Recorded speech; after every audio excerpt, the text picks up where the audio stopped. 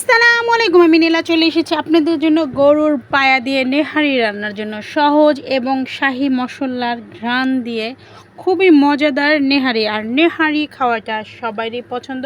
তো এখানে আমরা 4 টুকরা নিয়ে নিলাম। এখানে আনাম একটা পা আছে। আসলে আমাদের বেশি খাওয়ার লোক নাই, সেই জন্য এক এক পিসই খাবে, তারপর আর বাসি হলো এটা কেউ খাবে না। যদিও নেহারি যত জাল দেয় তত মজা। তো এখানে পেঁয়াজ দিয়ে দিলাম। অবশ্যই আমি আনাম পেঁয়াজগুলো দিচ্ছি, আপনারা বেটে দেওয়ার চেষ্টা করবেন, খাওয়ার সময় মুখে বাজে ভাল লাগে না, বিরক্ত লাগে। তো এখানে আদা রসুন বাটা দিয়ে দিলাম আস্ত গরম মশলা। আর নেহারিতে খুব বেশি কিন্তু প্রথমে অত মশলা প্রয়োজন নাই, যেহেতু শাহি মশলাটা আমি রান্নার শেষে দেবো সেই জন্য।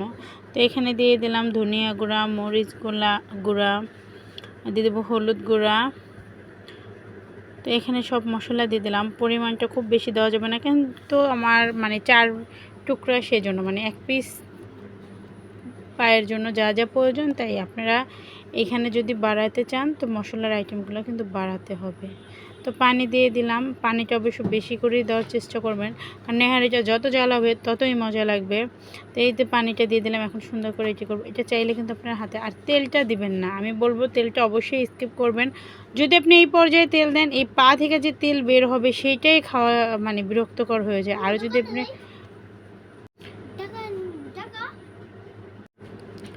তো এই যে পানি দিয়ে সুন্দর করে এখন আটকে দেব। আর যাদের প্রেশার কুকারে ছিটি কম হইলেও আপনি 20টা ছিটি দিবেন, তো দেখবেন। কিন্তু যতই আমরা প্রেশার কুকারে রান্না করি না কেন, এটা যত জাল দিবেন তত মজা। তো এই পর্যায়ে দেখতে পাচ্ছেন, এই তো আমার 20টা ছিটি দেওয়া হয়ে গেছে। তো এটা কিন্তু হয়ে গেছে, খাওয়া যাবে। কিন্তু এটা যদি আপনি অনেকক্ষণ ধরে জাল দেন না, ওটা খুব বেশি মজা লাগে। এটা কিন্তু আমার তাও 20টা বা 25টা এরকম ছিটে দিছি, তাও আপনার ঘন্টার বেশি লাগছে। আমি তারপর আবার চুলায় একটু রেখে দিব। এই তো হয়ে গেছে আমার। আর প্রেশার কুকার রান্নাটা কিন্তু তাড়াতাড়ি হয়, ঘন্টা দেড়েকের ভিতরে হয়ে যায়। কিন্তু এটা যদি আপনি বারবার চুলায় দিয়ে জাল দেন না, এটা খুব বেশি ভালো। তো এখানে আমি দিয়ে দিলাম পেঁয়াজ দিয়ে। আর তেলটা আমার কাছে মনে হয় এত তেল ভাল লাগে না, আমি যতটুকু পেঁয়াজ ভাজতে তেল প্রয়োজন অতটুকুই দিয়ে দিব। তো এখানে দিয়ে দেবো রসুন ছেঁচা। এটা দিলে ভাল লাগবে, আপনি এটা চাইলে নাও দিতে পারেন, শুধু পেঁয়াজ বেস্তাও দিতে পারেন। তো এটা সুন্দর করে ভেজে নেব।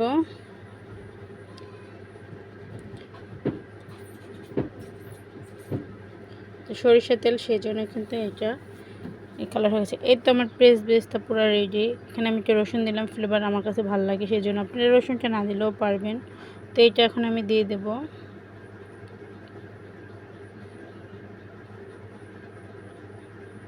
তো নেহারির মজা এই দুইটা মশলা, এইটাই কিন্তু।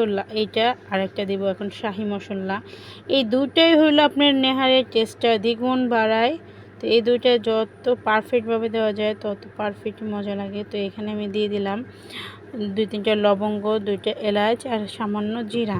আসলে আমার যতটুকু প্রয়োজন আমি অতটুকুই দিছি। যখন আপনার 4টা পা রান্না করবেন, এটা কিন্তু 4 ভাগ বেড়ে যাবে। এটা কিন্তু 1 ভাগের, একটা পায়ের জন্য।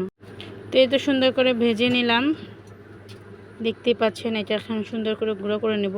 আর এটার ফ্লেভারটা এত সুন্দর আসে না, আপনার রাজকীয় একটা ফিল আসে। তো এইটা গুঁড়ো করাতে থাকি। আর ওটা কিন্তু আমার হয়ে গেছে, দেখতে পাচ্ছেন। এটা আমি সুন্দর করে, আর এটার এলাচির খোসাটা ফেলে দেব, আর ভিতরে দানাটা নিব। ওইটার ফ্লেভারটা খুবই দরকার, এইটা দরকার নাই।